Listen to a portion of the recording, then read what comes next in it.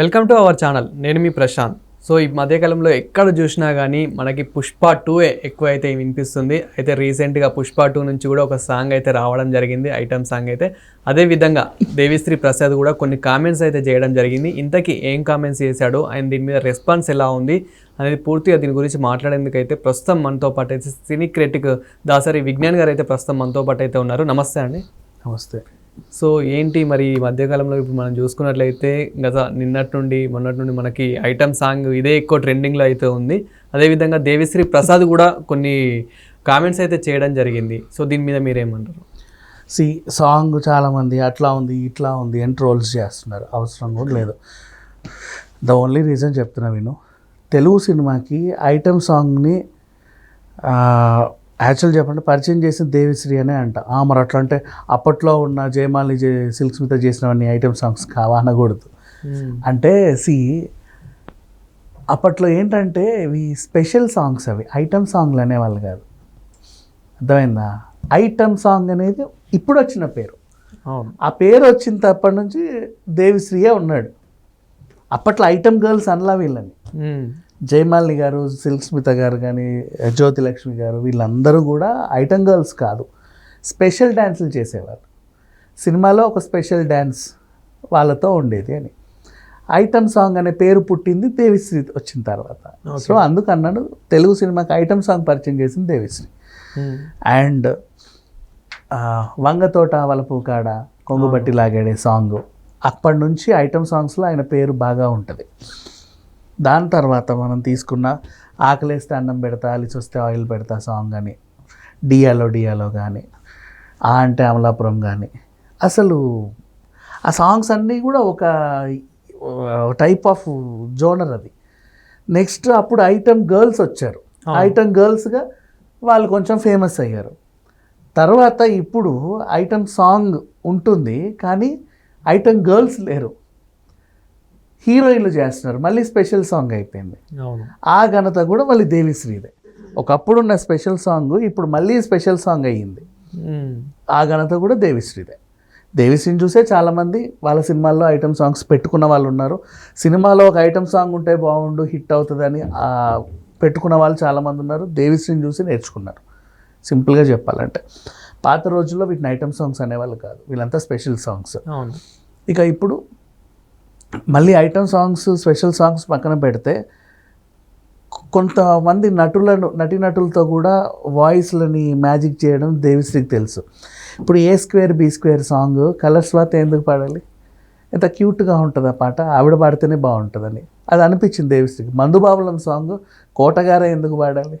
అవును, తెలుసా? అట్లా ఆ టైప్ ఆఫ్ వాయిస్లని తీసుకోవడం కూడా దేవిశ్రీకి బాగా తెలుసు. అలా ఇంకా ఐటమ్ సాంగ్లకి ఇప్పుడు ఆయన రారాజు. ఎందుకు అంటున్నానంటే హీరోయిన్లు స్పెషల్ సాంగ్స్ చేయడం స్టార్ట్ చేసింది కూడా దేవిశ్రీ పాటలతోనే. ఇప్పుడు వచ్చిన హీరోయిన్లు అందరూ కూడా వేరే వేరే సినిమాలలో స్పెషల్ సాంగులు చేయడం, అలా పేరు తెచ్చుకోవడం దేవిశ్రీ పాటలతోనే అయింది. అండ్ నౌ ఆ ఖ్యాతి ఎక్కడికో వెళ్ళింది, ఉవంటావా సాంగ్తో ఎక్కడికో వెళ్ళిపోయింది. అంటే అసలు అంత పాపులర్ సాంగ్ ఇంకా రాయదు, ఇక మీద రాదు అనే లెవెల్లో. లిరిక్స్ కూడా పెద్దగా ఏం ఉండవు, చాలా సింపుల్. అండ్ ఇప్పుడు విను, ఐటమ్ సాంగ్స్ అంటే ఇంతకుముందు ఎలా ఉండేవి? అదేంటి, రారా నీకు సున్నం పూస్తా, రుద్దుతా, అటొస్తే నన్ను గోకుతావా, ఇటొస్తే నన్ను గోకుతావా, నీకు ఇట్లుంటే నచ్చుతానా, అట్లుంటే నచ్చుతానా, నాకు అది ఎక్స్పోజింగ్ కూడా ఒక నెక్స్ట్ లెవెల్లో ఉంటుంది. ఇన్ని ఉంటాయి కదా. ఐటమ్ సాంగ్స్ నుంచి కూడా మెసేజ్ ఇవ్వచ్చు అనేది దేవిశ్రీ నేర్పాడు. మళ్ళీ ఎలా? ఇప్పుడు నిన్న దెబ్బలు పడతాయి సాంగ్ నువ్వు బాగా గమనించు. సైబర్ క్రైమ్కి సంబంధించి ఉంటుంది. ఓకే, ఫోటోలు మార్ఫింగ్ చేయడం కానీ, ఇలా చేయడం కానీ, అలా తీయడం కానీ, డీప్ ఫేక్ వీడియోలు చేయడం కానీ నేరం. అలా చేస్తే దెబ్బలు పడతాయిరా, నువ్వు లోపలికి వెళ్ళిపోతావు అన్నట్టుగా సాంగ్ అది. ఐటమ్ సాంగ్లో కూడా మెసేజ్ ఇవ్వడం దేవిశ్రీకే దక్కింది. పుష్ప సినిమాకి దక్కిన ఘనత అది నిజంగా చెప్పాలంటే. సైబర్ క్రైమ్ గురించి ఆ పాట ఒక టైప్ ఆఫ్ మాస్కి వార్నింగ్ ఇచ్చింది. ఎక్కువ వాళ్ళు చిల్లరగా తిరిగే వాళ్ళేగా పిచ్చి పిచ్చి పనులన్నీ చేసేది. పనున్నోడైతే అవి చేయడుగా, పని కట్టుకుని. ఇప్పుడు నువ్వు నేను అవి చేయలేము, ఇంకా మనకు బోల్డంత పని ఉంది కాబట్టి.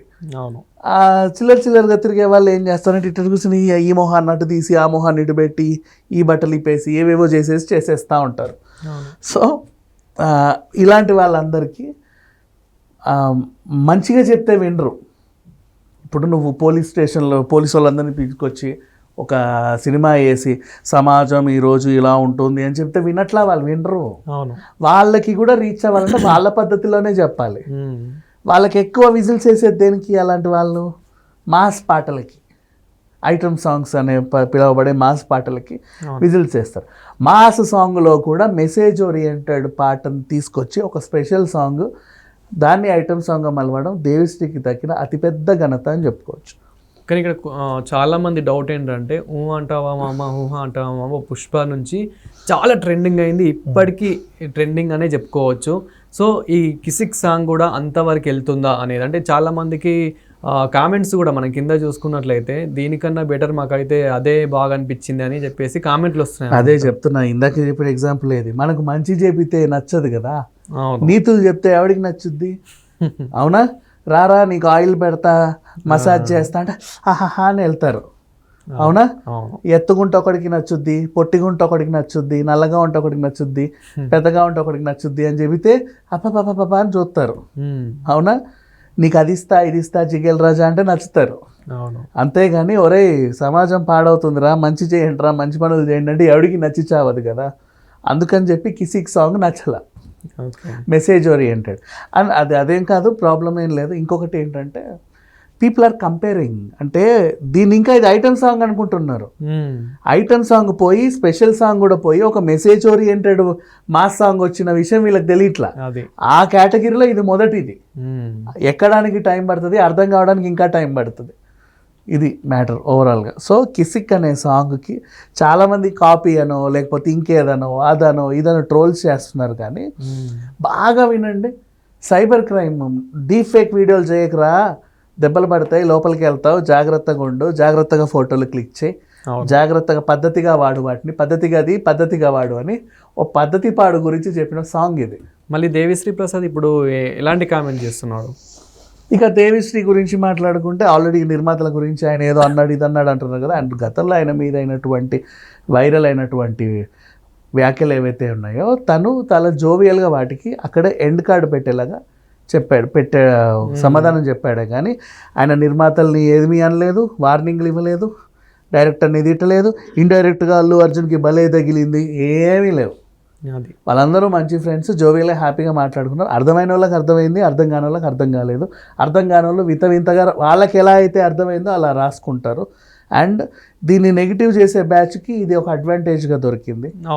దాన్ని పట్టుకొని వీళ్ళు ఇంకా ఇష్టం ఉన్నట్టు రాసేస్తున్నారు. ఏమి అలా దేవిశ్రీ ప్రజెంట్గా హ్యాపీగానే మాట్లాడారు. మళ్ళీ కావాలంటే మళ్ళీ చూడండి అదే వ్యాఖ్యల్ని. అంతే. Thank you.